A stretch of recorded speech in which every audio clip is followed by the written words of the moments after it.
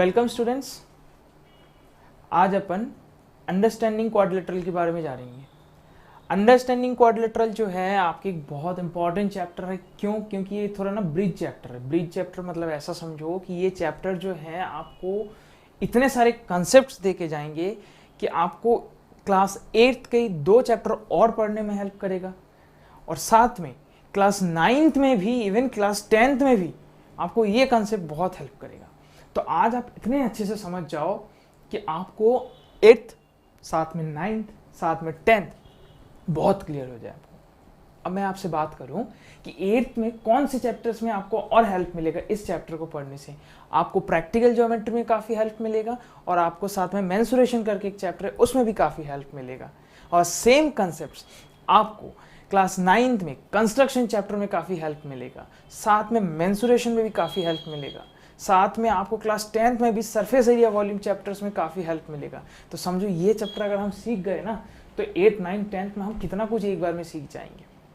तो चलिए अब अपन सुनते हैं कि अंडरस्टैंडिंग क्वाड्रिलेटरल में जाने के पहले क्वाड्रिलेटरल कहाँ है, उसके फैमिली क्या है, मतलब वो कहाँ से एक्चुअली आए हैं, उसका स्टार्टिंग कहाँ से होता है, फिर हम जानेंगे क्वाड्रिलेटरल के बारे में, फिर उसके सारे कॉन्सेप्ट्स के बारे में।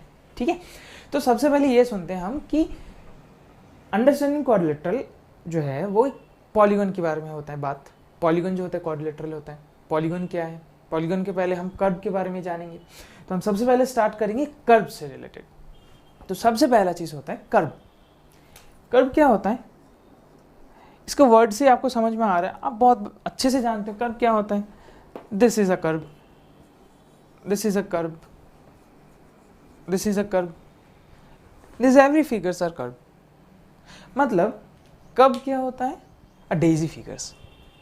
ठीक है, daisy lines, that is your curve. Okay, अब कर्व जो होता है 2 टाइप का होता है। कर्व 2 टाइप का होता है। एक होता है ओपन कर्व, एक होता है ओपन कर्व, और दूसरा होता है क्लोज्ड कर्व। तो कर्व क्या हुआ?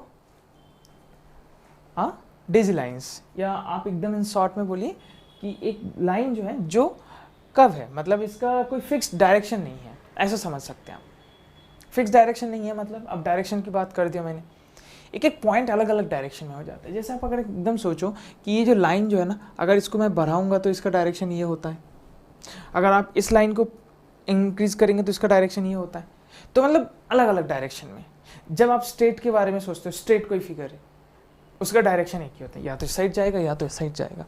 लेकिन ऐसे केसेस में, ऐसे केसेस में, ऐसे केसेस में एक सिंगल डायरेक्शन नहीं होता है। क्लियर? तो अब कर्व के बाद हम बात करते हैं ओपन एंड क्लोज्ड कर्व के बारे में। Okay, what is open, what is close? नाम से ही समझ में आ रहा है। ओपन कर्व मतलब एक कर्व ऐसा होगा जो ओपन होगा, जो कभी अपने आप को इंटरसेक्ट नहीं करेगा। A curve which never intersect itself. ठीक है, कैसा?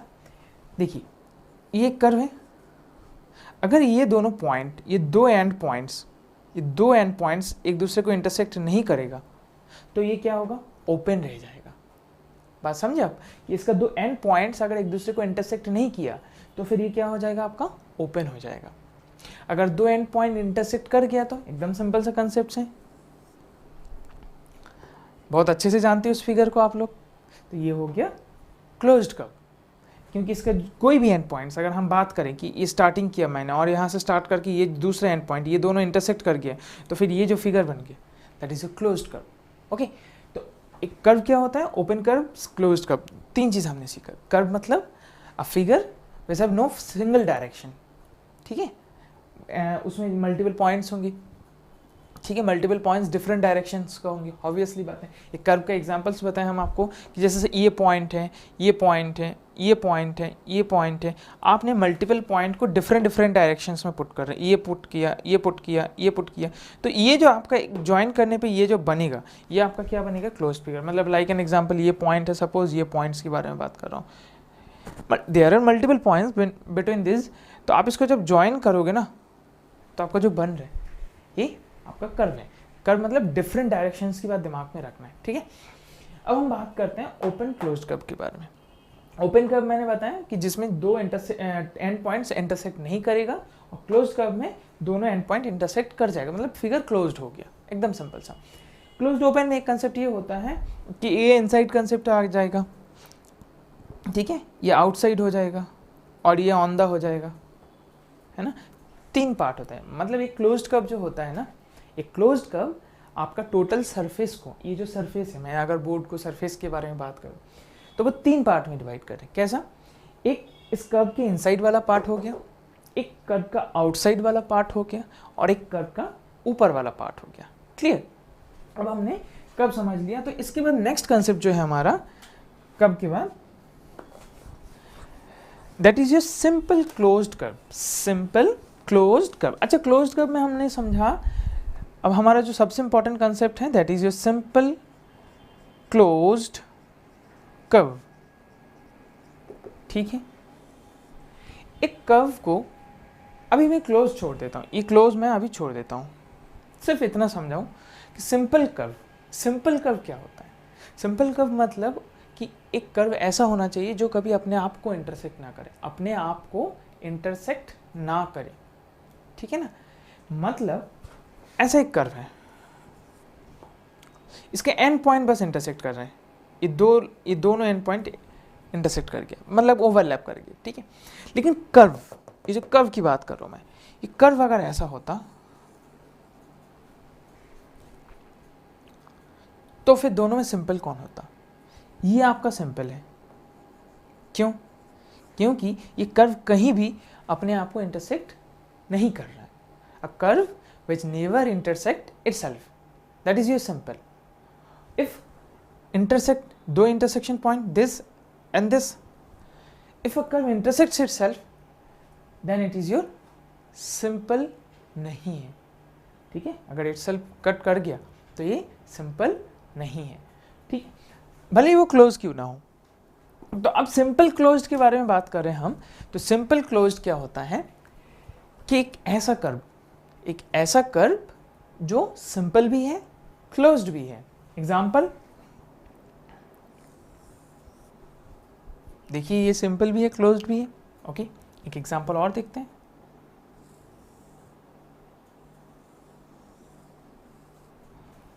दिस, ये देखो, ये सिंपल हुआ एंड क्लोज्ड भी हुआ, तो सिंपल एंड क्लोज्ड कब हो गया? एक और एग्जाम्पल देख लेते हैं।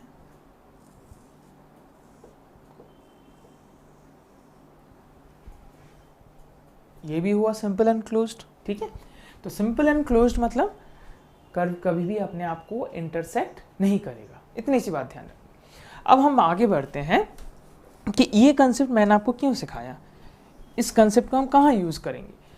तो हमने पहले सीखा कर्व का नेक्स्ट कंसेप्ट सीखा हमने सिंपल क्लोज्ड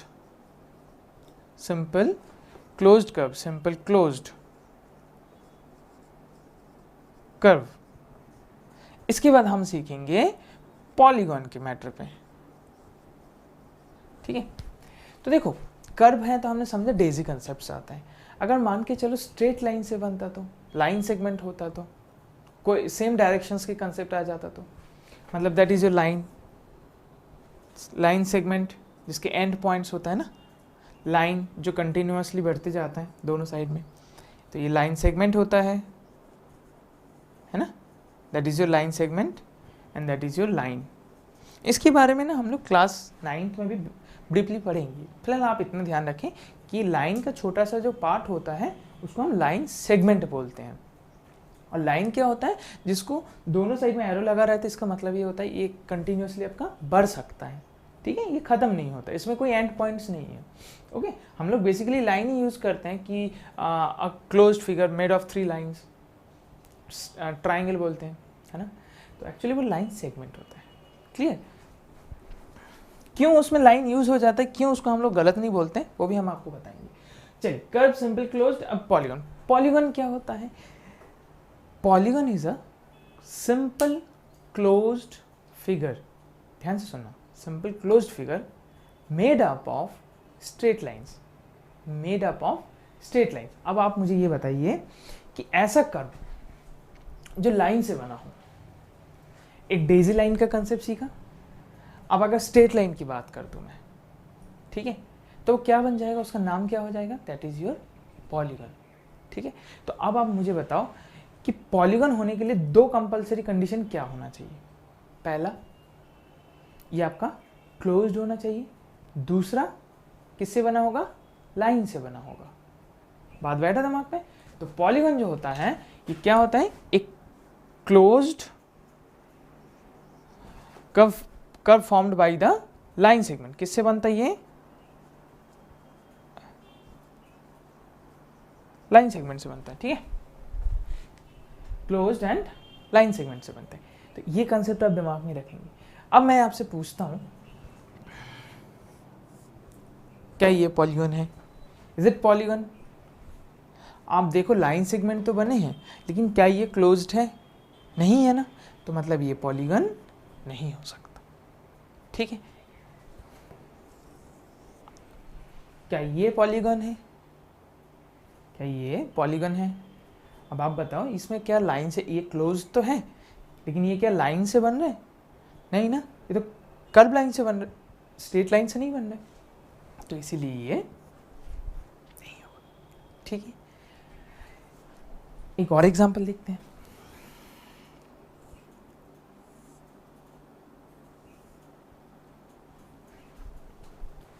पहले बताओ क्या ये पॉलीगन है, आप बोलोगे नहीं है। क्यों बताऊं मैं, क्योंकि आप देखोगे ये क्लोज्ड ही नहीं है, ये लाइन ज्वाइन नहीं है। दूसरा चीज़ क्या है कि ये सिंपल नहीं है। क्यों सिंपल नहीं है, क्योंकि ये इंटरसेक्ट कर रहे हैं एक दूसरे को। ठीक है ना, तो ये इसलिए ये सिंपल नहीं है। तो ऐसे ही कॉन्सेप्ट जो होता है पॉलीगन में, तीन बात का ध्यान रखिए, सिंपल, क्लोज्ड के साथ ये सिंपल भी होना चाहिए।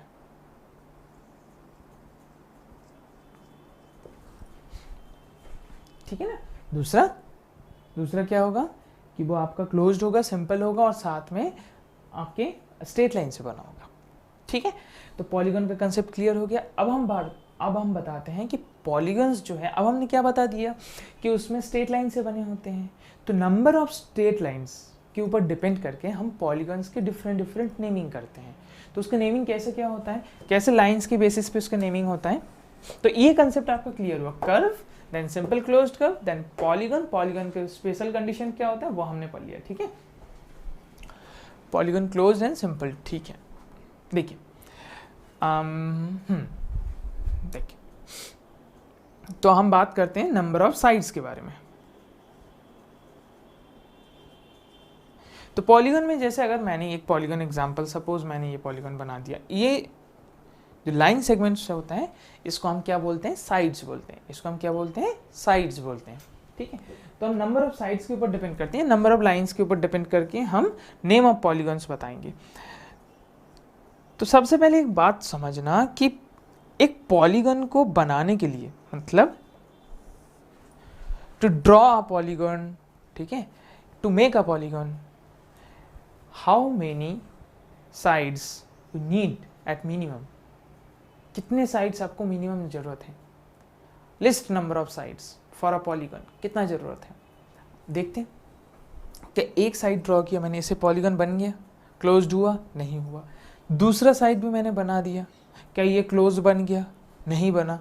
लेकिन जैसे तीसरे साइड में ऐसे ड्रॉ कर दूं तो ये क्लोज्ड भी बन गया, लाइन सेगमेंट से बने हैं, तो ये आपका पॉलीगन भी हो गया। तो दैट मीन्स ये हुआ आपका 3 साइड्स कम से कम जरूरत है, मतलब number of sides at least 3 should be, okay, 3 sides should be there to draw a polygon, at least 3 sides, maximum में तो बहुत हो सकता है। क्लियर, तो नंबर ऑफ साइड्स अगर हमारा 3 होता है तो इसको क्या बोला जाता है, ये आपको बहुत अच्छे से पता है, दैट इज योर ट्राइंगल। अब ट्राइंगल में भी बहुत सारे होता है, इसके बारे में भी डिस्क्रिप्शन हम बाद में बताएंगे। ट्राइंगल्स में भी आपको पता है बहुत सारे होता है, किस किस टाइप का होता है ट्राइंगल्स, वो आपको पता है, मैं आपका एग्जाम्पल समझाऊंगा। चलिए, तब नंबर 4 होता है, 4 हुआ तो अब हम जिस टॉपिक के बारे में पढ़ने जाएंगे, क्वाड्रिलेटरल। हम जिस फिगर के बारे में बात कर रहे हैं, ये सब फिगर्स आप ऑलरेडी ना बहुत अच्छे से जानते हो, लेकिन उसके बारे में ब्रीफली अब हम जानने लगे हैं। 5 हुआ तो पेंटागन, ठीक है, 6 हुआ तो हेक्सागन, 7 हुआ तो हेप्टागन, ठीक है, हेप्टागन, 8 हुआ तो ऑक्टागन, और 9 हुआ तो नोनागन। इसके आगे भी होता है, 10 हुआ तो डेकागन, बट आपको इतनी ज़रूरत नहीं है, सिर्फ आप ऐसे समझ लो कि बनते कैसे हैं। जैसे 6 है, 6 के लिए होता है हेक्सा, ये इसका ना एक आपका फ्रेज होता है कि 6 के लिए हेक्सा, 7 के लिए हेप्टा, 5th के लिए क्या होता है पेंटा, बस उसके आगे गॉन लगा दिया। तो ऐसी n साइड्स के लिए n गॉन, ठीक है। तो फिलहाल आप इतना ही याद रखना। हम आपके ट्राइंगल्स के बारे में छोटा सा एक नॉलेज आपसे शेयर कर लें कि ट्राइंगल जो है आप जानते हो, इसको बहुत अच्छे से जानते हो। ट्राइंगल जो है 3 साइड से बना हुआ, well and good, okay. 3 sides में अगर 2 साइड्स इक्वल हो गया तो, अगर 2 साइड्स इक्वल हुआ तो, 2 साइड्स अगर इक्वल हुआ तो आप जानते हो इसको बोलते हैं हम लोग आइसोसेलेस, है ना, आइसोसेलेस ट्राइंगल। 3 साइड्स अगर इक्वल हुआ तो इसको हम लोग बोलते हैं इक्विलैटरल, ओके। और 1 साइड से रिलेटेड कुछ नहीं है, मतलब अगर इक्वल नहीं हुआ कोई भी, मतलब कोई भी साइड से अगर इक्वल नहीं होता है तो हम उसको बोल देते हैं स्केलेन ट्राइंगल। ये साइड से रिलेटेड कॉन्सेप्ट्स हैं, ओके। बाकी अब हम आगे बढ़ते हैं। तो ये हमारा कंसेप्ट नहीं है, सब्जेक्ट टॉपिक हमारा क्वाड्रिलेटरल है, ओके। तो क्वाड्रिलेटरल के कितने साइड्स होता है? 4 साइड्स होता है। देन 4 साइड्स होता है तो उसको हम लोग बोलते हैं क्वाड्रिलेटरल। अब हम पढ़ेंगे कि जो हमने नंबर ऑफ साइड्स बताया, ये जो डायग्राम्स बताए, इसके बेसिक पार्ट्स के बारे में पढ़ेंगे। बेसिक पार्ट्स क्या होता है? सपोज सबसे पहले मैं बात कर देता हूँ आपसे ट्राइंगल के बारे में। ट्राइंगल में ये जो एंड पॉइंट्स होते हैं इसको हम लोग क्या बोलते हैं? जहाँ पे 2 लाइन सेगमेंट मीट करते हैं या intersect each other, where 2 line segment intersect each other, these points are called as your vertices, that is vertex, ठीक है, that is your vertex। तो वैसे क्वाड्रिलेटरल में भी वर्टेक्स होता है। ये क्वाड्रिलेटरल फॉर्म किया मैंने,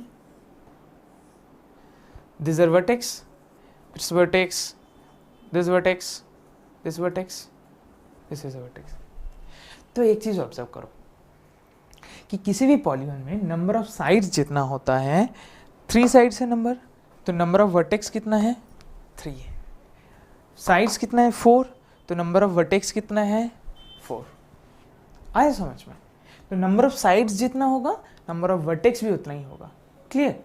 एक और कंसेप्ट समझते हैं कि इसमें एंगल कितना है। 1, 2, 3। इसमें कितना है? 1, 2, 3, 4। So how many angles are here? 4। तो क्या सीखा हमने कि if number of sides is 3 then number of angle is 3, number of side is 4 then number of angles also 4 in the polygon। Clear? तो आप इसको ध्यान में रखें, number of sides, number of vertices and number of angles ये हमेशा equal होता है, ठीक है। दूसरा क्या सीखा हमने कि at least how many sides you require to make a polygon, that is your number of sides 3 होना चाहिए कम से कम, ठीक है। चलिए अब हमने आपको साइड्स, उसके वर्टाइसेस एंड एंगल्स के बारे में बताया। अब मैं बात करता हूं कुछ और चीज, that is your diagonal. Diagonal क्या होता है? डायगोनल क्या होता है? डायगोनल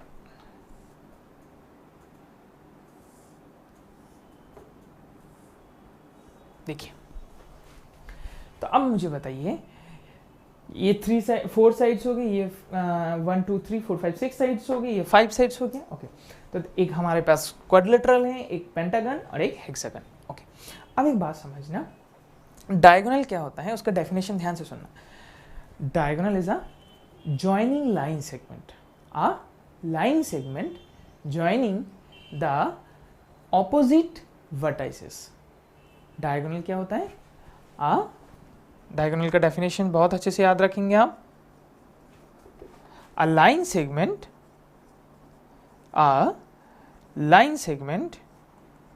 जॉइनिंग या जॉइंस लिख लो आप। अ line segment joins, a line segment which joins the end points या ऑपोजिट वर्टाइसेस, ऑपोजिट वर्टाइसेस, ठीक है। तो एक ऐसा लाइन सेगमेंट जो आपका ऑपोजिट वर्टाइसेस को ज्वाइन करता है। तो आप एक बात समझना है, ये एक वर्टाइसेस है, ठीक है, इसके साथ आपने इसको ज्वाइन किया, क्योंकि ये वर्टाइस ए के ऑपोजिट में कौन है, सी है, ठीक है। अब ऑपोजिट मतलब जो सामने दिखता हो, ठीक है, आसपास नहीं होना चाहिए हमारे। ऑपोजिट आपका क्या होता है, जो आपके सामने से दिखता हो, है ना। आसपास में ये हाथ में आया, ये इस हाथ में आया, वो आपका ऑपोजिट नहीं हो, सामने होना चाहिए। तो ऑपोजिट वर्टाइसेस को जब ज्वाइन करेंगे that is called as your diagonal, okay. तो इसमें और डायगोनल पॉसिबल है क्या, देखो बी के ऑपोजिट में क्या है, डी है, ओके। तो 4 साइड्स में कितने डायगोनल आया, 4 साइड्स क्वाड्रिलेटरल के लिए नंबर ऑफ डायगोनल्स कितना आया, 2।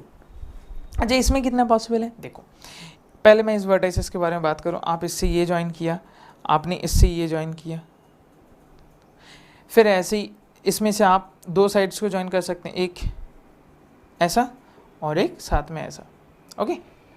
नेक्स्ट आप देखो तो और कहीं ज्वाइनिंग पॉसिबल है क्या, एक और पॉसिबिलिटीज है, इस पॉइंट से हम इसको ज्वाइन कर सकते हैं। तो नंबर ऑफ डायगोनल्स कितना हो, काउंट करते हैं, 1 2 3 4, 1 2 3 4 5, नंबर ऑफ डायगोनल्स हो गया 5। इस पे आप ट्राई करना, ठीक है। तो अब मैं जब ऑपोजिट की बात कर रहा हूं, हमने अभी आपको समझाया कि सामने का जो है वो आपका ऑपोजिट हो गया, तो फिर ये जो साइड्स में है उसको क्या बोलते हैं हम, that is called as your adjacent, that is called as your adjacent. तो एडजेसेंट्स के बारे में बात करें हम कि एडजेसेंट क्या होता है, एडजेसेंट साइड क्या होता है, एडजेसेंट एंगल क्या होता है, एडजेसेंट वर्टाइसेस क्या होता है। देखिए हम अब बात कर रहे हैं आपसे एडजेसेंट फिगर्स के बारे में। एडजेसेंट 3 चीज़ें हो सकता है, एडजेसेंट वर्टेक्स हो सकता है या वर्टाइसेस हो सकता है, ठीक है, एडजेसेंट एंगल्स हो सकता है एंड एडजेसेंट साइड्स हो सकता है, एडजेसेंट साइड्स हो सकता है, ठीक है। तो डायगोनल से रिलेटेड बात कर रहे हैं तो हम साथ में एडजेसेंट्स की भी बात करेंगे। देखिए डायगोनल के केस में ऑपोजिट की कंसेप्ट समझा आपने, diagonal is a line segment which joins opposite vertices, okay. Now adjacent क्या होता है, ऑब्वियसली ऑपोजिट का उल्टा, मतलब which stands just beside you, that is your adjacents, okay. So same case में वर्टेक्स के लिए क्या होगा, the vertex joined by a line segment each other. मतलब ध्यान से सुनो, ये ट्राइंगल के बारे में बात करें, दिस इज अ वर्टेक्स, सो इसके एडजेसेंट क्या होगा, इसके दोनों हाथ में जो है, तो हाथ इस जगह में कौन है आपका, लाइन सेगमेंट, तो इनके दोनों लाइन सेगमेंट से जुड़ा हुआ, ये लाइन सेगमेंट हो गया, ये लाइन सेगमेंट हो गया, इन दोनों लाइन सेगमेंट के साथ जो टच में है दैट इज योर एडजेसेंट, ठीक है। तो इसके साथ में टच में कौन है, ये है, और इसके साथ ये टच में है। तो अगर मैं ए फिगर नेमिंग करूं तो ए के एडजेसेंट कौन हुआ, बी एंड सी। हम अगर इसमें बात करें तो ए के एडजेसेंट कौन होगा, ए के सामने सी है, that is your opposite. Adjacent की बात करें तो ए के एडजेसेंट हो गया बी और डी। वैसे आप मुझे बताना जरूर कि डी के एडजेसेंट कौन है, बी के एडजेसेंट कौन है, सी के एडजेसेंट कौन है, ये आप मुझे बताना, ठीक है। तब तक मैं आपका इंतजार करता हूँ कि इसमें कब बताओगे आंसर आप। अब मैं एक बात बताऊँ आपको, सुनो, एडजेसेंट वर्टेक्स तो समझ गए कि जो टच में है, ठीक है ना। अब वर्टेक्स इसको स्टेटमेंट में समझे, कैसे बोलेंगे हम, एंड टू वर्टेक्स, ठीक है, connected by a line segment, then they are adjacent of each other. मतलब एक लाइन सेगमेंट से जब हम इन दोनों को कनेक्ट कर रहे हैं, ये दोनों वर्टेक्स एक दूसरे के एडजेसेंट हैं। मतलब आप ए का एडजेसेंट बोलोगे सी और सी का एडजेसेंट बोलोगे ए, क्लियर। अब मैं बात करता हूँ एंगल्स के बारे में। एडजेसेंट एंगल्स क्या होता है, ये एंगल है, ये एंगल है, इसके एडजेसेंट मतलब इसके साथ में जो कनेक्टेड होगा, तो ये एंगल के एडजेसेंट हो जाएगा ये, और साथ में ये दोनों होगा। आप समझे, ये एंगल है, इसके एडजेसेंट हो गया ये, ठीक है। अच्छा, एक सवाल तब से आपके मन में खटक रहा है कि सर आपने डायगोनल के कंसेप्ट में ऑपोजिट बताते बताते आपने एडजेसेंट बता दिया और आपने फिगर भी 4 क्वाड्रिलेटरल से स्टार्ट किया डायगोनल बनाना, आपने मुझे बताया नहीं कि ट्राइंगल में डायगोनल बन सकता है या नहीं बन सकता है। अच्छा, आप खुद आंसर करो, बन सकता है क्या? अगर एक चीज़ सोचो कि अगर मैंने डेफिनेशन में ऑपोजिट वर्टाइसेस के बारे में बात कर रहा हूँ और मैंने अब आपको एडजेसेंट के बारे में समझा दिया कि इसके एडजेसेंट ये, इसके एडजेसेंट ये वर्टाइसेस हैं, तो इस जगह में कोई ऑपोजिट स्टैंड करेगा क्या? मैं अगर आपसे बोलूं कि ए का ऑपोजिट वर्टाइस बताओ, क्या बता पाओगे? नहीं ना, पॉसिबल ही नहीं है। तो इसीलिए ट्राइंगल्स में कोई डायगोनल नहीं होता है। आप समझ में आया कि क्यों नहीं होता है? क्योंकि इधर सबको एक दूसरे के एडजेसेंट है। जैसे ए क्वाड्रिलेटरल की बात करें, पेंटागन की बात करें, ऑपोजिट मिल रहा था आपको, लेकिन इस जगह में कोई ऑपोजिट नहीं है। आपका वर्टाइसेस सब एक दूसरे के एडजेसेंट हैं। एंगल्स में भी सेम चीज़ है। बी का एडजेसेंट है सी, बी का एडजेसेंट है ए। हम आपको बताएं ए का एडजेसेंट बी, ए का एडजेसेंट सी। क्यों? क्योंकि इसके सामने कोई भी एंगल नहीं है। आप अगर ए के ऑपोजिट में ढूंढो, कुछ है? ए के ऑपोजिट में कुछ भी नहीं है। कोई एंगल है ए के ऑपोजिट में? नहीं है। लेकिन अगर मैं इस तरीके से बात करूं, क्वाड्रिलेटरल के बारे में बात करूं कि अगर एंगल ए का ऑपोजिट एंगल पूछूं तो आप जल्दी से आंसर करोगे सर सी सी सी। क्यों? क्योंकि एंगल ए के ऑपोजिट सामने कौन बैठा है? सी बैठा हुआ है। ठीक है, तो जो ऑपोजिट नहीं होता है दैट इज योर एडजेसेंट। तो मतलब एंगल ए का एडजेसेंट साइन हो angle B and angle D. बोलो समझ में आया कि नहीं? अच्छा, ये सिंबल जो होते हैं एंगल के लिए यूज होते हैं, अपन बहुत पहले पढ़ चुके हैं। ओके, तो एंगल ए का एडजेसेंट हुआ angle B and angle D. तो आगे बी का एडजेसेंट क्या है? Angle A and angle C. और सी और डी का क्या होगा वो आप मुझे बताओगे। ठीक है, तो एडजेसेंट साइड समझ गए, वर्टेक्स समझ गए, एडजेसेंट एंगल समझ गए, तो एडजेसेंट साइड्स। तो आप जब ये दोनों एडजेसेंट में समझ गए तो साइड्स में कोई बड़ी बात नहीं है। एडजेसेंट एडजेसेंट जब मैं बार बार बोल रहा हूँ इसका मतलब ये हुआ कि जो आपके टच में है। ओके, जब आपके टच में है। अगर मैं एडजेसेंट एंगल्स को डेफिनेशन से समझूं, when two angles, okay, when two angles connected by a line segment, when two angles are connected by a line segment, या आप इसको और अच्छे से समझो, when two angles are formed on a single line segment, ये single line segment है, इसके ऊपर दो एंगल फॉर्म है, ये दोनों, तो they are your adjacent angle. ठीक है, दिस, तो एंगल के लिए वर्टेक्स होना जरूरी है।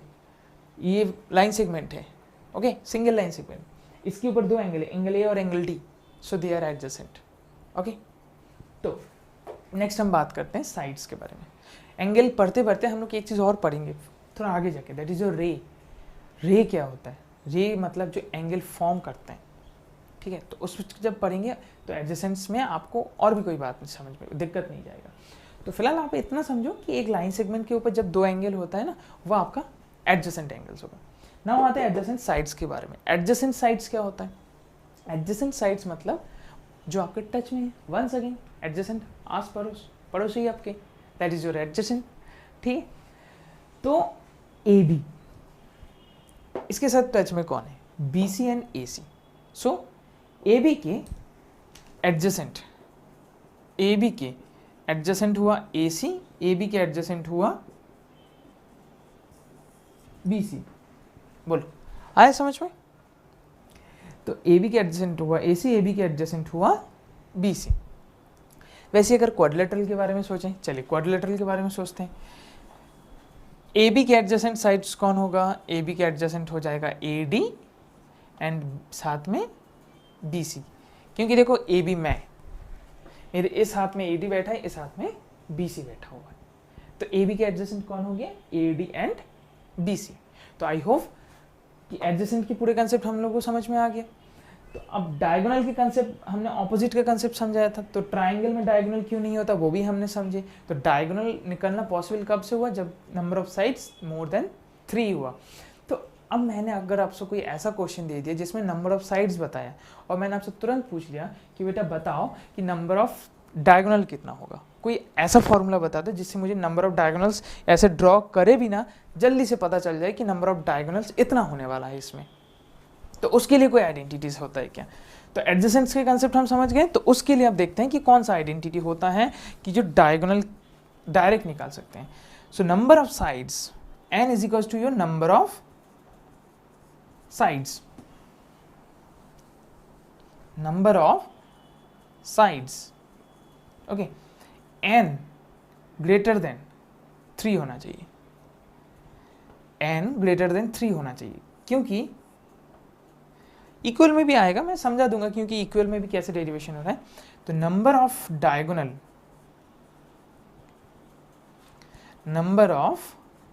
Diagonal is equals to n into n minus 3 upon 2। ये आपका फॉर्मूला है। देखो कितना इफेक्टिव फॉर्मूला है। मैंने अभी आपसे पूछा था कि ट्राइंगल में कितना डायगोनल है। आपको ना डायग्राम ड्रॉ नहीं करना पड़ेगा, ये फॉर्मूला याद रखने से। आपको नंबर ऑफ साइड्स ट्राइंगल में कितना होता है पता है, 3। तो आप फॉर्मूला में रखो। फॉर्मूला क्या होता है, n माइनस 3 इंटू 2। n की वैल्यू क्या है, n की वैल्यू 3 ले लेते हैं, तो 3 माइनस 3 अपॉन 2, तो 3 माइनस 3 0 है ना, तो 3 इंटू 0 अपॉन 2, तो 0 इंटू करेंगे तो 0, और 0 अपॉन कोई भी नंबर तो 0 ही आएगा। 0 divisible by any other number then it is also 0। तो ट्राइंगल में नंबर ऑफ डायगोनल हो गया 0। अब देखो क्वाड्रिलेटरल में तुमने ड्रॉ किया था, तो जब आपने ड्रॉ किया तब आपको पता चला 2 डायगोनल होता है। अगर मैं डायरेक्ट फॉर्मूला से पूछता तो कैसे होता, देखो नंबर ऑफ साइड्स आपका 4 है, तो n minus 3 upon 2, this identity, n is your 4 minus 3 upon 2, तो 4 minus 3 1 upon 2, now 2 that is your 2, so number of diagonal is your 2। बोलो समझ में आया। तो क्वाड्रिलेटरल में नंबर ऑफ डायगोनल कितना आ गया, 2। अब एक भारी सा क्वेश्चन करते हैं जिसमें सपोज नंबर ऑफ साइड्स 10 दे दिया मैंने, और फिर मैंने आपसे पूछ लिया कि नंबर ऑफ डायगोनल्स बताओ। अब तो आप ड्रॉ कर करके नहीं बना पाओगे ना, काफ़ी मुश्किल काम हो जाएगा, कितने सारे डायगोनल बनाते बैठोगे आप। तो उसको आप क्या करोगे, फॉर्मूला से निकालोगे। चलिए हम देखते हैं 10 साइड्स मतलब हमारा डेकागन, डेकागन में कितना डायगोनल होता है। तो डेकागन के फॉर्मूला कोई चेंजेस नहीं है, एज इट इज वही रहेगा। तो डेकागन मतलब नंबर ऑफ साइड्स हो जाएगा आपका 10, ओके। तो फॉर्मूला हो जाएगा नंबर ऑफ डायगोनल्स के लिए, नंबर ऑफ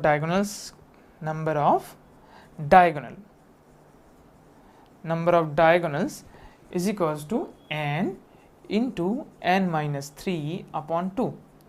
तो देखिए n आपका 10 है, 10 माइनस 3 अपॉन 2, तो 10 माइनस 3 7 अपॉन 2, 2 से कैंसिल 5 एंड 5 7 सा 35। तो डेकागन में नंबर ऑफ डायगोनल्स कितना होता है, 35। अब अगर सोचो कि मैंने आपको ये डायग्राम से बनाने देता तो कितना मुश्किल काम होता है ना, कि डायगोनल कितना है फाइंड करना। तो आप एकदम सिंपल सा आइडेंटिटी, बहुत फॉर्मूला है या रूल, आप बहुत अच्छे से याद रखना कि नंबर ऑफ डायगोनल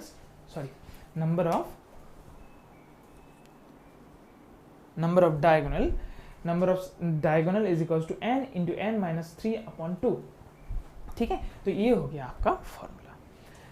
अब हमने डायगोनल का कंसेप्ट समझ लिया, एडजेसेंट साइड समझ लिया, हमने साथ में और क्या समझ लिया, जल्दी से बताओ। हमने समझ लिया कि पॉलीगॉन्स में एडजेसेंट एंगल्स क्या होता है, एडजेसेंट्स हमने समझ लिया, एडजेसेंट वर्टिसेस समझ लिया, ओके। अब हम बात करेंगे पॉलीगॉन्स में भी कैसे टाइप होता है। जैसे कर्व मैंने समझा ना, ओपन कर्व, क्लोज्ड कर्व, तो वैसे पॉलीगॉन में कुछ होता है क्या, वैसे ही पॉलीगॉन में कुछ होता है क्या। तो पॉलीगॉन में होता है convex and concave, convex polygon and concave polygon. तो कन्वेक्स कनकेव के पहले मैं आपको एक कंसेप्ट समझाऊंगा, that is your interior angle and exterior angle. Interior angle and exterior angle, कोई भी एक पॉलीगॉन ले लेता हूं मैं, सपोज ये एक पॉलीगॉन है, okay. This angles are called as your interior angles. Interior as per the word interior means अंदर का, तो क्लोज्ड के अंदर के जो एंगल होंगे दैट इज योर इंटीरियर। अच्छा बाहर का हुआ तो बाहर मतलब कभी ऐसा भी एंगल बन सकता है, तो that is your exterior angle. तो इंटीरियर एंगल और एक्सटीरियर एंगल का कुछ प्रॉपर्टीज होता है, वो हम थोड़ा सा आगे पढ़ेंगे। फिलहाल अभी समझते हैं कि पॉलीगॉन के टाइप्स हैं और ये इससे कैसे जुड़ा हुआ है। देखिए पॉलीगॉन 2 टाइप का होता है, एक होता है कन्वेक्स पॉलीगॉन और दूसरा होता है कनकेव पॉलीगॉन। ठीक है, ये दोनों इससे रिलेट कैसे करते हैं? देखिए, कन्वेक्स पॉलीगन जो होता है उसमें वन इंटीरियर एंगल एटलीस्ट, ठीक है, या आप ऐसे भी बोल सकते हैं कि वन इंटीरियर एंगल क्या, एनी वन, कोई भी interior angle is not more than 180 degree, कि कोई भी इंटीरियर एंगल 180 डिग्री से ज़्यादा नहीं होना चाहिए। क्लियर? अब कैसे हो सकता है? देखिए, कन्वेक्स में डायग्राम सपोज मैंने बनाई ये, दैट इज योर कन्वेक्स। अब कनकेव में क्या होगा? कनकेव में आपका ये हो जाएगा, सपोज एक फिगर मैंने ऐसे बना दिया, ये मैंने आपको ऐसे एक फिगर बना दिया,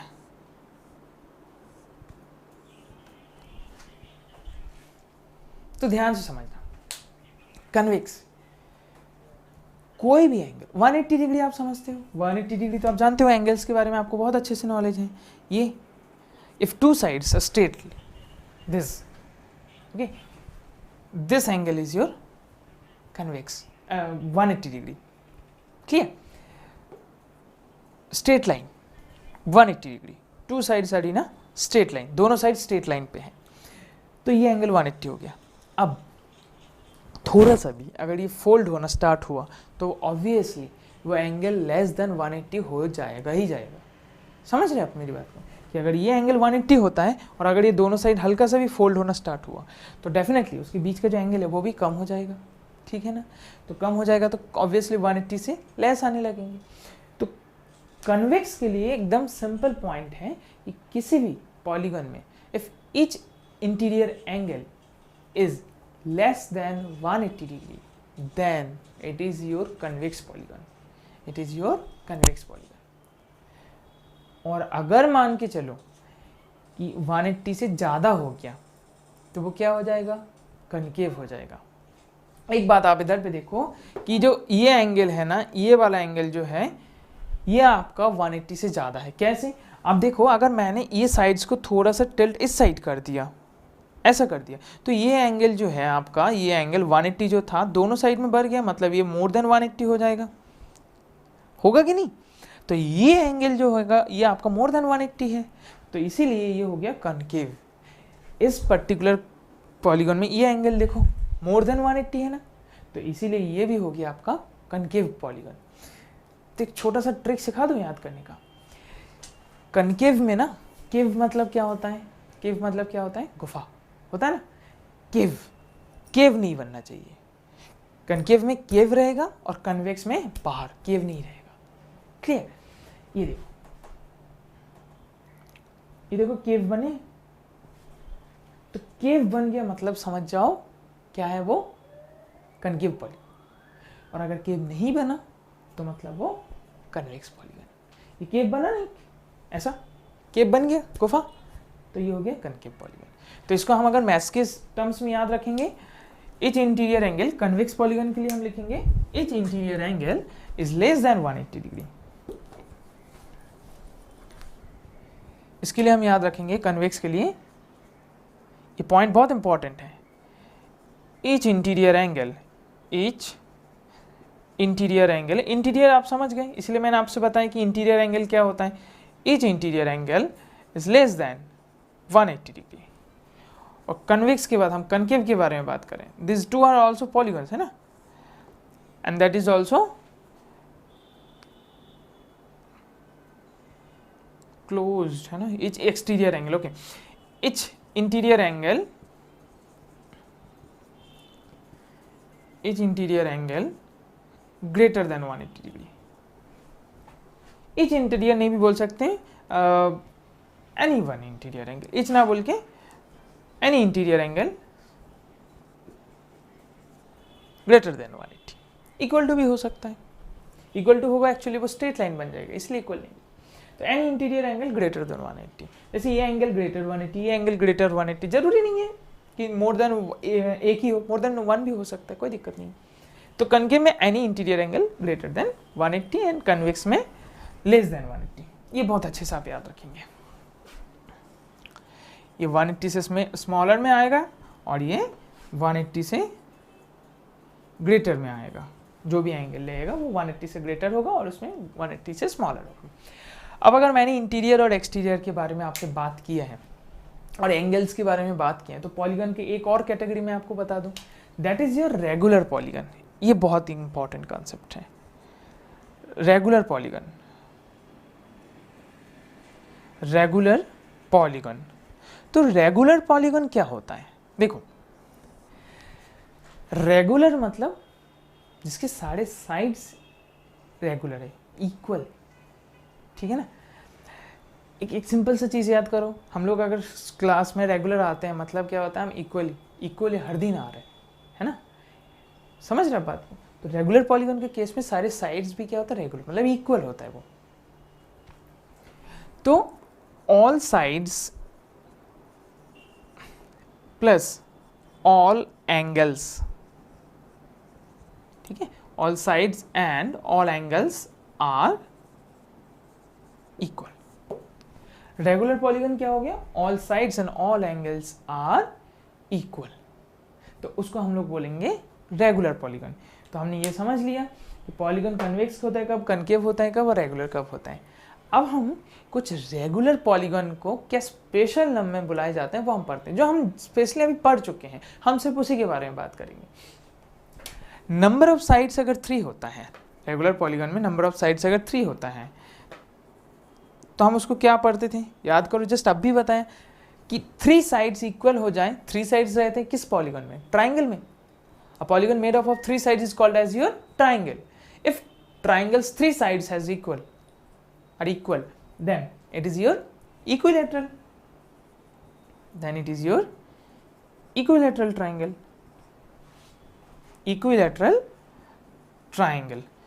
चलिए अब मैं आपको एक टास्क देता हूं, आप मुझे जल्दी से बताओ कि फोर्थ वाले में क्या होगा। 4 मतलब 4 साइड्स मतलब दैट इज योर क्वाड्रिलेटरल, और क्वाड्रिलेटरल में अगर सारे साइड्स इक्वल हो गया, ठीक है, और साथ में सारे एंगल भी इक्वल हो जाए, तो हम उसको क्या बोल सकते हैं, पढ़ाया अपन ने, भूल गए होंगे थोड़ा सा, दैट इज योर स्क्वायर।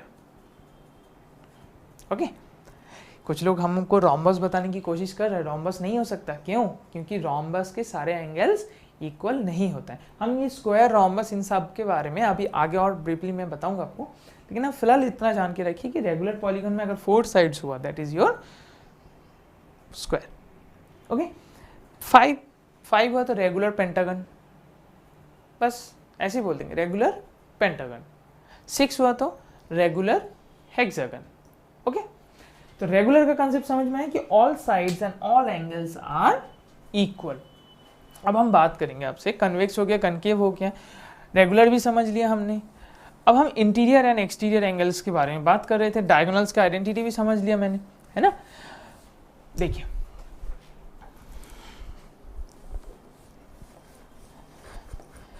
अब हम जो नेक्स्ट कंसेप्ट्स के बारे में आपसे बात करेंगे, that is your properties of interior angle and exterior angle. Okay, देखिए, इंटीरियर एंगल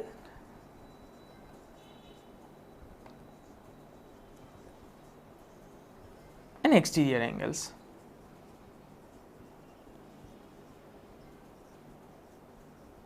ओके, आप बोलोगे कि सर चैप्टर तो क्वाड्रिलेटरल है, लेकिन हम लोग पॉलीगन के बारे में इतना कुछ क्यों जान रहे हैं कि कॉन्वेक्स कौन है, कनकेव कौन है, रेगुलर क्यों है, एडजेसेंट कौन है, एडजेसेंट एंगल्स क्या है। तो मैं आपको एक बात बताऊं, आप जो पढ़ने जा रहे हो ना क्वाड्रिलेटरल वाला चैप्टर, वो पॉलिनोमियल एक फैमिली है, बहुत बड़ा सा फैमिली है, या एक बहुत बड़ा रूम है, हाउस है समझो, और उसका एक छोटा सा रूम कौन है आपका, दैट इज योर क्वाड्रिलेटरल। तो इसलिए पूरे फैमिली के बारे में जब हम जान लेंगे तो आधे से ज़्यादा प्रॉपर्टी हम उस पर्टिकुलर रूम के बारे में जान लिए, ठीक है ना। अब उस रूम के अंदर क्या है वो हम क्वाड्रिलेटरल चैप्टर्स को जब थोड़ा सा और ब्रीफ में समझेंगे तो समझ जाएंगे उस पर्टिकुलर रूम में क्या क्या रखा है, कहाँ फैन रखा है, कहाँ क्या हो सकता है, कंसेप्ट समझे आप मेरी बात का। तो इसीलिए सबसे पहले तो हमको उस हाउस के बारे में जानना है।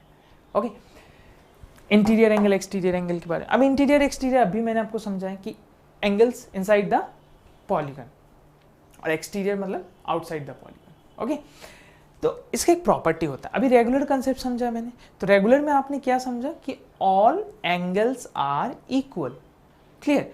अब इंटीरियर एंगल्स के सम के प्रॉपर्टी होते हैं, इंटीरियर एंगल्स के सम का, sum of interior angles, sum of interior angles of n sided polygon, n sided polygon, okay, that is your n minus 2 into 180 degree. Sum of exterior angles of n sided polygon, चाहे कोई भी होता है, तो ये हमेशा आपका होता है 360 डिग्री, ठीक है। अब हम बात करेंगे कि इंटीरियर एंड एक्सटीरियर एंगल्स में एन साइड की क्यों बात करें, क्योंकि नंबर ऑफ साइड्स आपका कुछ भी हो सकता है, और आपको पता है ये बात है कि एन जो है इन दोनों केसेस में, एन जो है इन दोनों केसेस में obviously greater than equal to 3। क्यों? क्योंकि नंबर ऑफ साइड्स एटलीस्ट 3 होना चाहिए, तभी आपका पॉलीगॉन बन पाएगा, ठीक है। तो हम बात करते हैं कि इंटीरियर एंगल्स की प्रॉपर्टी एक्सटीरियर का समझ लिया, अब हम रेगुलर भी समझ ली। अब मैं आपको एक क्वेश्चन देता हूँ, एकदम सिंपल सा क्वेश्चन कि व्हाट इज द वैल्यू, या आपको और अच्छे find the value of each angles, value या measurement of a regular polygon of 3 sides. तो क्वेश्चन थोड़ा घुमा के हो गया, तो मैं एकदम सिंपल पूछ लूँ, find the angles of, find the each angle of equilateral triangle, क्योंकि 3 साइड्स के रेगुलर पॉलीगॉन कौन है? Equilateral triangle. अब मैं उसके एक एक एंगल फाइंड करना चाहता हूँ, मतलब मेरा क्वेश्चन ये है एकदम कि इक्विलैटरल ट्राइंगल का एक एक एंगल आपका कितने डिग्री का होने वाला है, ठीक है ना। तो सबसे पहले तो देखो, ट्राइंगल में मैं जाऊंगा बाद में, तो सबसे पहले मैं देखूंगा कि 3 साइड्स की ईच एंगल के पहले हमको पता तो होना चाहिए कि टोटल एंगल कितना होता है। तो देखिए ये फॉर्मूला कैसे यूज करूंगा, number of sides, number of sides suppose 3 है, मतलब दैट इज योर ट्राइंगल, तो sum of interior angle, sum of interior angle, sum of interior angles, okay, each interior angle of regular, देखिए 3 concept समझेंगे, number of sides कितना, okay, sum of interior angles कितना होगा, each interior angle of regular. अच्छा, number of sides 3 है, formula क्या होता है, n minus 2 into 180, तो n that is your 3 minus 2 into 180, so answer will be 180। अब अगर मैंने आपसे पूछा, ये पता है आप सबको, आप अभी हमें आंसर बता दोगे, क्या है कि 3 minus 2 into 180 degree that is your 180, and that means the sum of interior angles of a triangle is 180 degree. The sum of interior angles of a triangle is 180 degree, ठीक है। तो अगर आपने किसी से चलते फिरते पूछ लिया कि ट्राइंगल्स के तीनों एंगल का टोटल कितना होता है, आप जल्दी से आंसर करेंगे दैट इज योर 180, ओके। अब अगर मान के चलो ट्राइंगल रेगुलर हुआ, रेगुलर मतलब तीनों साइड्स इक्वल, मतलब जिसको हम इक्विलैटरल ट्राइंगल बोले, तो तीनों साइड्स अगर इक्वल होता है तो ईच एंगल कितना होगा, 180 divided by 3, that will be 60 degree. तो मतलब आपका जो इक्विलैटरल ट्राइंगल है उसके हर एक एंगल कितने डिग्री का हो जाएगा, 60 degree, clear. Number of sides suppose 4 है, नंबर ऑफ साइड्स 4 है, मतलब क्वाड्रिलेटरल के बारे में बात कर रहे हैं, तो क्वाड्रिलेटरल में सारे एंगल्स का टोटल कितना होता है वो पहले चेक करते हैं। देखिए मैं बार बार इंटीरियर के बारे में बात करूं, क्योंकि एक्सटीरियर में आपको कभी भी टोटल करना ही नहीं पड़ेगा, कोई ऐसा आइडेंटिटी लगाना ही नहीं पड़ेगा हमेशा, चाहे आपका 3 साइड्स हो, 4 साइड्स हो, 5 साइड्स हो, नंबर ऑफ साइड्स जितना भी हो जाए, एक्सटीरियर का टोटल कभी भी चेंज नहीं होता है। टोटल किसका चेंज होता है, ओनली इंटीरियर एंगल्स का। तो 4 साइड्स अगर होता है तो ये हो जाएगा 4 minus 2 into 180, तो 4 minus 2 हो जाएगा 2, 2 into 180, that will be 360, okay. तो एक क्वाड्रिलेटरल में इंटीरियर में चारों एंगल का टोटल कितना हो गया, 360। अच्छा, अगर क्वाड्रिलेटरल रेगुलर हो गया, मतलब क्वाड्रिलेटरल के चारों साइड्स इक्वल हो गया एंड चारों एंगल्स भी इक्वल हो गया, that is called as a square. तो स्क्वायर में एक एक एंगल कितना होता है, देखो 360 डिवाइडेड बाई 4, क्यों 4, क्योंकि 4 एंगल्स हैं, तो 360/4 दैट इज योर 90 डिग्री। अब आप मुझे जल्दी जल्दी आंसर बताएंगे कि मैं आपसे जल्दी कर लेता हूँ कि आप मुझसे जल्दी करते हैं। 5 साइड्स अगर हुआ तो कितने डिग्री होंगे? 5 - 2 × 180, तो 3 × 180, मतलब एक पेंटागन के इंटीरियर एंगल का सम कितना हो गया? 540 डिग्री। फिर एक रेगुलर पेंटागन हुआ तो उसकी interior angle, each interior angle कितना हो जाएंगे? 108 डिग्री। कंसेप्ट समझ में है? अब आपके लिए एक टास्क है, आप मुझे जल्दी से बताओगे कि 6 और 7 साइड्स हुआ, ये नंबर ऑफ साइड्स में कुछ और भी दे दूंगा कभी, तो आप उसका आंसर मुझे बताना जरूर, ठीक है? तो हमने अभी सिर्फ समझा नंबर ऑफ साइड्स के साथ में सम ऑफ इंटीरियर एंगल्स कैसे रिलेट करता है, और एक्सटीरियर एंगल का कोई रिलेशन नहीं है। It is always your 360, sum of exterior is equal to 360। अगर रेगुलर हो गया तो इंटीरियर एंगल्स अलग अलग आ सकते हैं, तो वो हमने देखा है कि सब कुछ को हम डिवाइड कर देंगे नंबर ऑफ साइड से। अब हम इस कंसेप्ट के ऊपर कुछ क्वेश्चन देखते हैं, इंटीरियर और एक्सटीरियर के कंसेप्ट के ऊपर कुछ क्वेश्चन देखते हैं, ठीक है? अच्छा, इंटीरियर और एक्सटीरियर में एक पर्टिकुलर इंटीरियर और एक्सटीरियर एंगल के बीच में आपस में बहुत अच्छा रिलेशन है, आपस में एक बहुत अच्छा रिलेशन है। कैसा रिलेशन है कि किसी पॉलिनोमियल या किसी फिगर के लिए ना वो आपस में एक बहुत अच्छा रिलेशन मेंटेन करता है। जैसे सपोज मैंने एक पॉलिनोमियल बना के दिया आपको, ठीक है? लाइक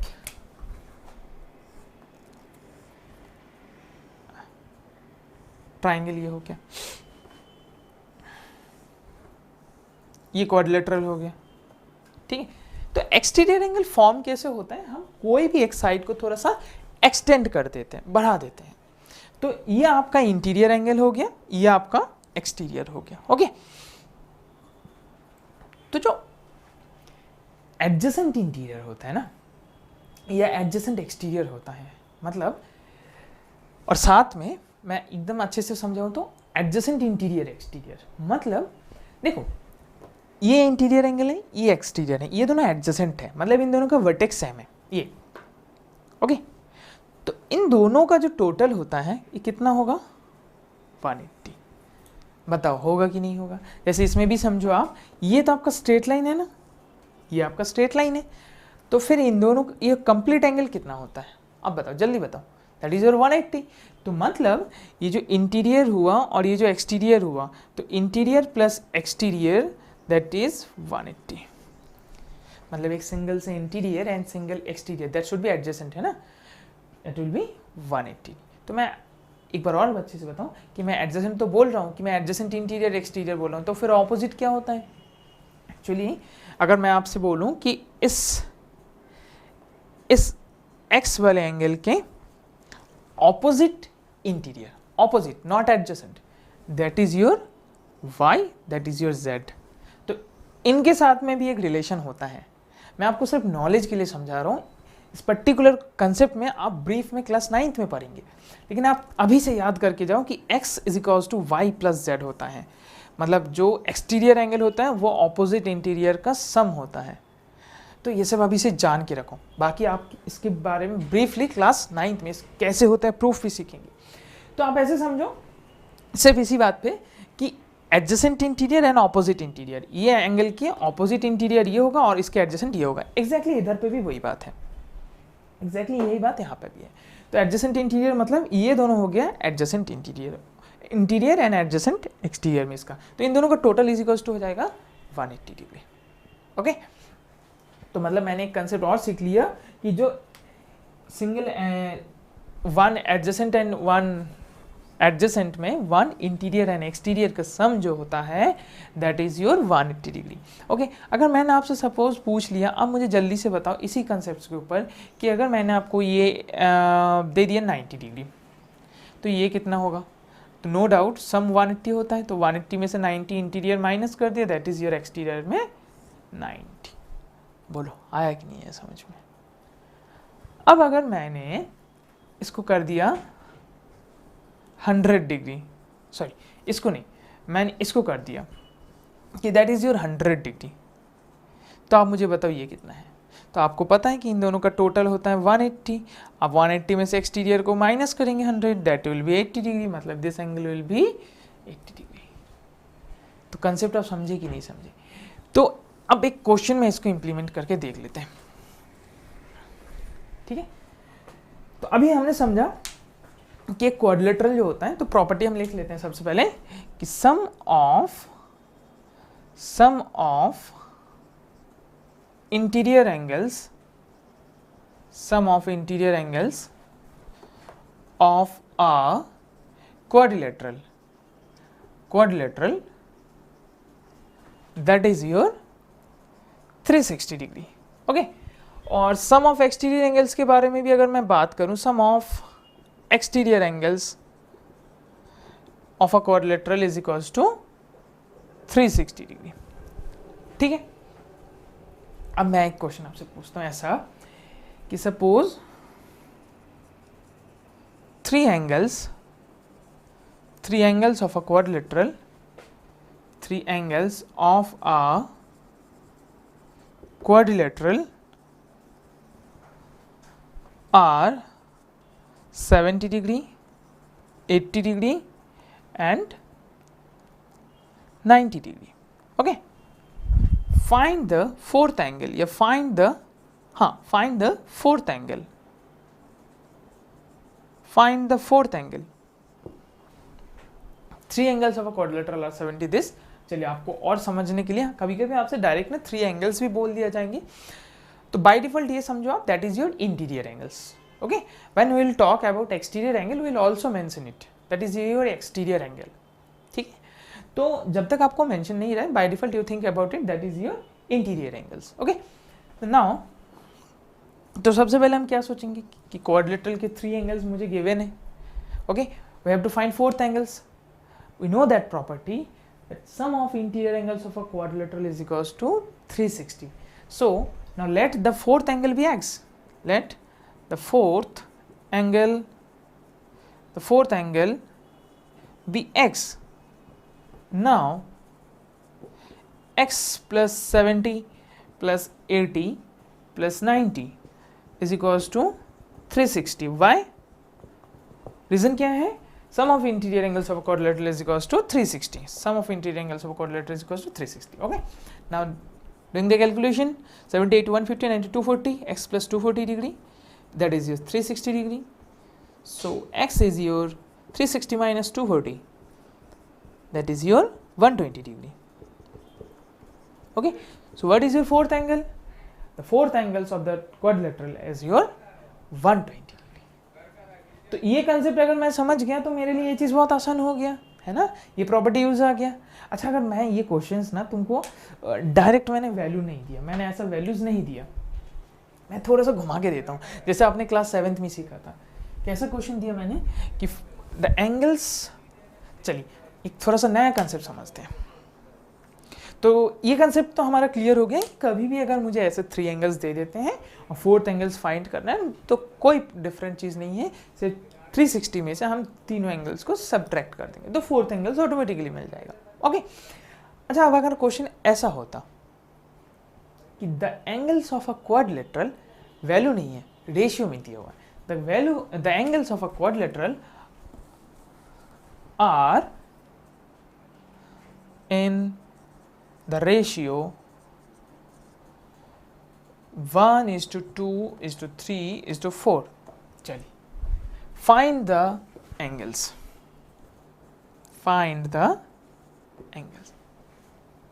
ठीक है, तो एंगल्स फाइंड करना है. अब हमने आपको वैल्यूज नहीं बताया और हमने ये बोल दिया कि क्वाड्रिलेटरल के जो एंगल्स हैं ना वो रेशियो में है और आप मुझे सारे एंगल्स फाइंड कर दो. तो एक बात सुनो, रेशियो में है तो सबसे पहले हम इसको ऐसे लिख सकते हैं क्या, हमने सीखा था ये चीज़ें, वेरिएबल लेना, कि लेट द लीनियर इक्वेशन पढ़ा. अब भी जस्ट हमने इस चैप्टर्स के पहले लीनियर पढ़ लिया, तो उसमें एक्स का कंसेप्ट सीख लिया अपन ने. तो हमने ये समझा कि रेशियो में है, इसको लिख लेंगे let the angles of quadrilateral be 1x, 2x, 3x and 4x. X is a common multiple of the numbers. Okay. Now 1x plus 2x plus 3x plus 4x, that is equals to 360 degree. Now 2 plus 3, 3, 6, 4, 10. tan x is your 360 degree. From it x is equals to 360 degree divided by 10. ये linear में पढ़ा था कि नहीं पढ़ा था अपन ने कि 10 मल्टीप्लिकेशन में है, इधर आया तो डिवाइड में आया. ओके, राइट हैंड साइड में डिवाइड में चला गया. तो x की वैल्यू 36 आ गया. अब हमारा टारगेट क्या था, हमको एंगल्स फाइंड करना था, but we have get the value of x only. Now finding the angles, therefore the angles will be 1x, that means 1 into 36 is equals to 36 degree, comma 2x, that is your 2 into 36, that is your 72 degree, 3x, that is your 3 into 36, okay, that is your 108 degree, 4x, that is your 4 into 36, that will be 144 degree. Okay, so the angles will be 36, 72, 108 and 144. तो हमने अभी तक क्या क्या सीख लिया कि अगर क्वाड्रिलेटरल में 3 एंगल गिवन हो तो फोर्थ एंगल कैसे फाइंड करना है. ओके, क्वाड्रिलेटरल्स में अगर रेशियो में एंगल दिया हो तो कैसे फाइंड करना है.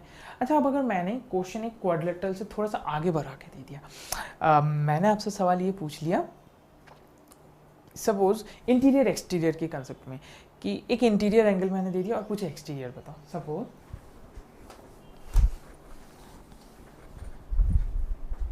Like this.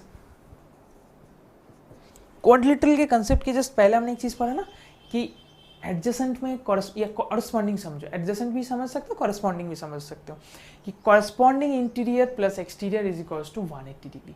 अब ये क्वेश्चन को मैं थोड़ा सा ऐसे समझूं कि एक चलिए जल्दी से बताते हैं आपको.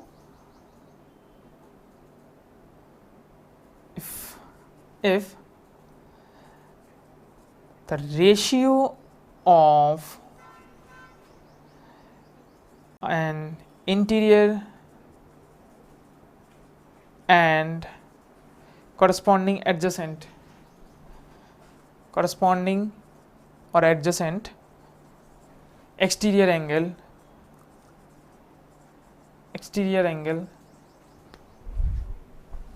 of a polygon, मैंने कितने साइड है नहीं बताया, 2:3.